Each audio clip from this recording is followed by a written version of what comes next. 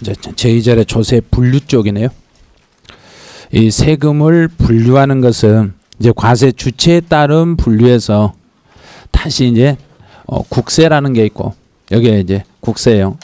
이 국세라는 세금이 나오고 지방세라는 세금이 나오는데 국세에서 시험에 나오는 건 여기 딱 두 가지라겠네요. 소득세와 종합부동산세.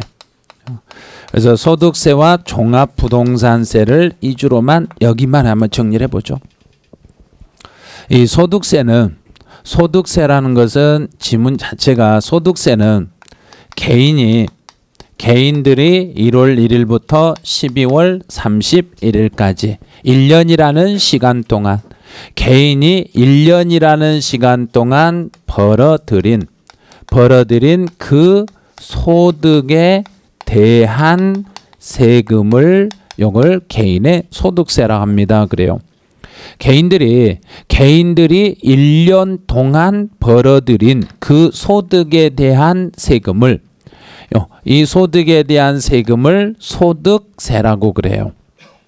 그리고 이제 교재에 있는 것 중에 그 법인들이 1년 동안 개인이 1년 동안 1년이라는 그 날짜를 체크해 보세요. 1년 날짜만 체크하시고 그다음에 소득 체크해 보세요. 1년 날짜하고 소득만 체크하세요. 그래서 여기에서 1월 1일부터 12월 말이라는 거 이렇게 체크하시고 소득 체크해서 위쪽에다 이렇게 이제 화살표를 연결하세요. 이렇게. 그래서 여기서 소득이라는 것은 언제부터 언제까지의 소득이란 이야기인가? 1월 1일부터 12월 말까지 1년치 소득입니다. 1년 동안 벌어들인 소득입니다. 그래서 그 위쪽에다가 여기 위에다 쓰세요. 제가 밑에다 써드릴 건데 그 위쪽에다 쓰세요. 위쪽에 개인별로 합산 과세한다. 그럼 그 소득이라는 것은 여기서 이 소득이라는 것은 1년치 소득으로서 1년 동안 그 사람이 벌어들인 소득이고 1년치를 합산한 소득입니다. 그럼 그 사람이 번 소득은 1월 1일부터 12월 말까지 1년치 소득입니다. 1년 동안 벌어들인 소득입니다.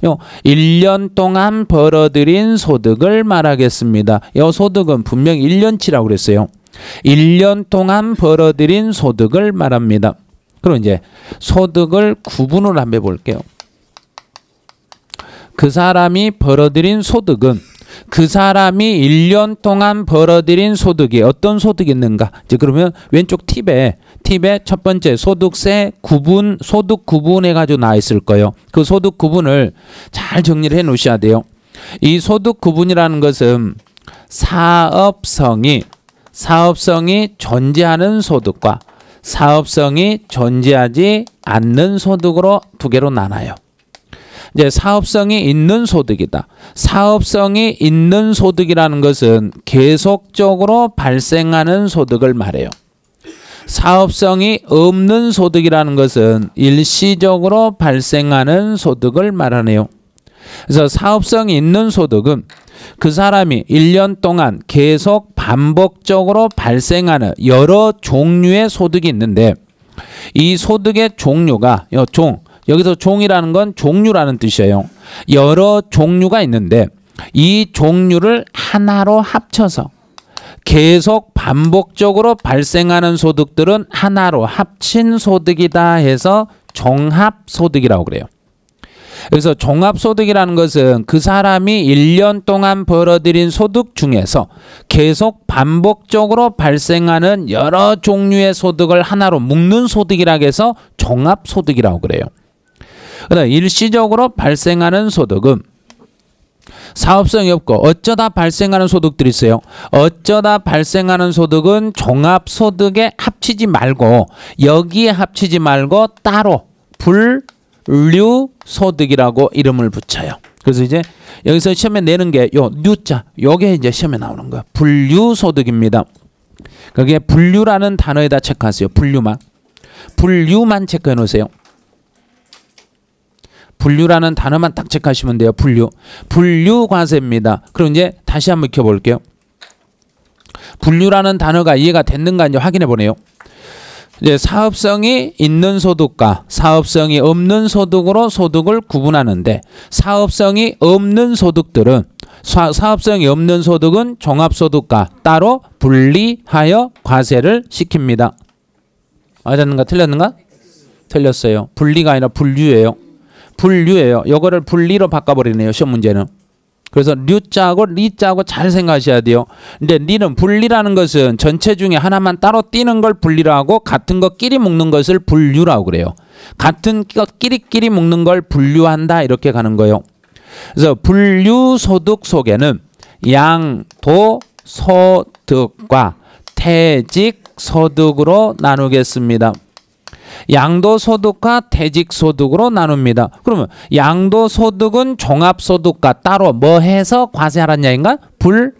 분류하여. 분리하여 과세라고 하면 틀려요. 분류하여 과세를 시키겠습니다. 그래요. 그래서 이제 여기서 종합소득이라는 요것과 양도소득을 거기서 종합소득하고 양도소득만 따로 동그라미 쳐보세요. 종합소득 따로 동그라미 치시고 양도소득 따로 동그라미 치세요. 그래서 그 중간에 글자가 여러 글자가 있어도 무시하시고 글자 위에다가 서로 다르다 표시해 버리세요. 중간에 있는 글자들은 안 볼라도 되니까요. 그래서 두 개 다르다 표시해 버리세요. 그러면 이제 해석했어요. 양도소득이라는 건 종합소득 안에 들어간다 못 들어간다? 못 들어간다. 지금 표시해놨죠. 그게 시험 문제예요. 그럼 바로 밑에 주의사항 다시 보세요. 양도소득과 종합소득은 뭐하여 과세한다? 구분하여 과세한다. 구분하여 밑에다가 분류라고 쓰세요. 구분하여 바로 밑에다 분류하여 이렇게 써놓으세요. 분류 이렇게 쓰시면 돼요. 그래서 양도소득은 종합소득과는 절대 합쳐서 과세할 수 없습니다. 합쳐서 과세할 수 없습니다. 그러면 양도소득이 종합소득에 못 들어가는 이유가 왜 이 종합소득 안에 못 들어가겠는가? 사업성이 없으니까요. 사업성이 없으니까 사업성이 없는 것은 양도소득으로 사업성이 있는 것은 종합소득으로 이렇게 과세하는 거예요. 이제 다 이해가 됐을 거예요. 그러면 양도소득과 종합소득은 하나로 묶어서 과세다 따로 과세다? 따로 과세한다. 그럼 이제 예를 들어서 제가 직장을 다니면 근로소득이 있는데 근로소득을 받는데 근로소득은 어쩌다 받는 소득인가요? 계속 받는 소득인가? 자 이제 알았죠? 계속이라는 단어만 알면 돼요. 그러면 제가 1년 동안 직장을 다니면서 근로소득을 받았어요. 그러면 근로소득과 양도소득은 합쳐서 계산한다? 따로 계산한다? 따로 계산한다. 그게 시험이에요. 그게 작년 공인중개사 시험, 작년 사법고시 시험이었네요. 그런 식이에요. 시험 문제는. 우리 시험은 그렇게 안 나와요. 우리 시험은 어떻게 나오냐면 우리 시험은 아주 쉽게 나와요. 아주 쉬워요. 아주 쉬우니까 잘 들어보세요. 아마 3번 만에 이해되실 거예요.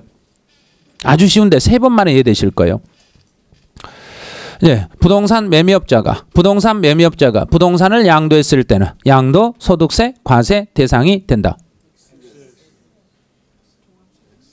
지금 다시요.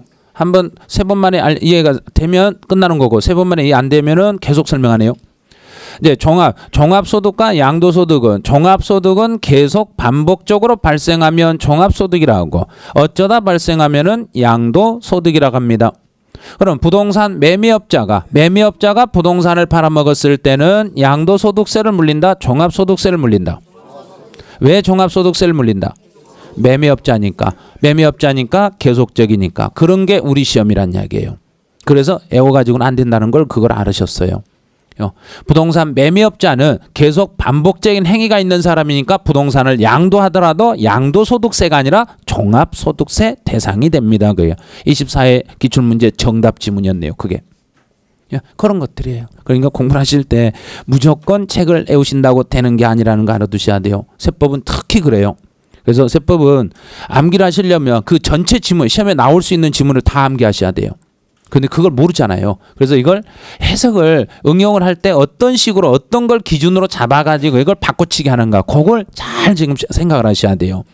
여기 두 개에서는 사업성이 있는 것 없는 것 계속적인 것 일시적인 것 이렇게 나눴다는 이야기예요. 그래서 어쩌다 발생하는 것과 계속 발생하는 건 언제나 하나로 묶어서 과세해라 따로 과세해라 따로 과세를 시켜라 이런 말이에요.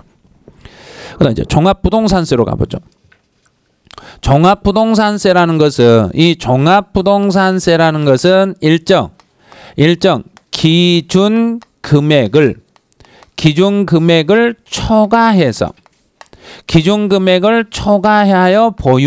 보유 시 부과되는 세금을 종합부동산세라고 합니다. 이제 기준 금액을 초과, 여기서 필요한 건 초과라는 이 단어예요. 그럼 종합부동산세라는 것은 그냥 부동산을 가지고 있으면 종합부동산세를 물리는 게 아니라 기준 금액을 초과해서 보유하고 있으면 종합부동산세가 나오겠습니다. 그럼 이제 여기서는 이제 왼쪽 봐보세요. 왼쪽 보주단에 기준 금액 처리해 가지고 나온 게 있어요. 이제 종합부동산세에서 기준 금액이 이제 주택인 경우와 여기서 이제 기준 금액으로 이제 가봐요.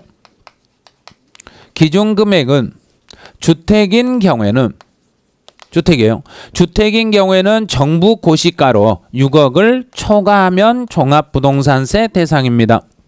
그럼 종합부동산세를 낼 때 이 종합부동산세는 지방세다 있는가요? 국세다 그랬는가?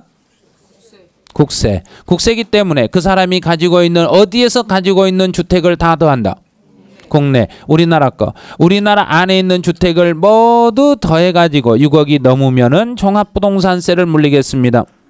그럼 주택을 얼마를 가지고 있으면 종부세 물리겠다는 이야기인가? 6억이 아니라 6억 초과. 6억을 초과해서. 그러면 6억짜리 집을 가지고 있으면 종부세 물린다 안 물린다? 안 물린다. 그래서 6억이라 하셨다가 나중에 못 푸는 수가 있어요. 6억을 초과하면은 종합부동산세 대상이 됩니다. 그다음에 토지에 대해서는 종합합산 토지라는 게 나오고 종합합산 토지라는 것과 별도 합산 토지라는 거 이렇게 둘로 또 나눠요. 종합합산과 별도합산 토지로 나누는데 종합합산 토지는 5억을 초과하면 종부세 대상이 되고 별도합산은 80억을 초과하면 종부세 대상이 됩니다.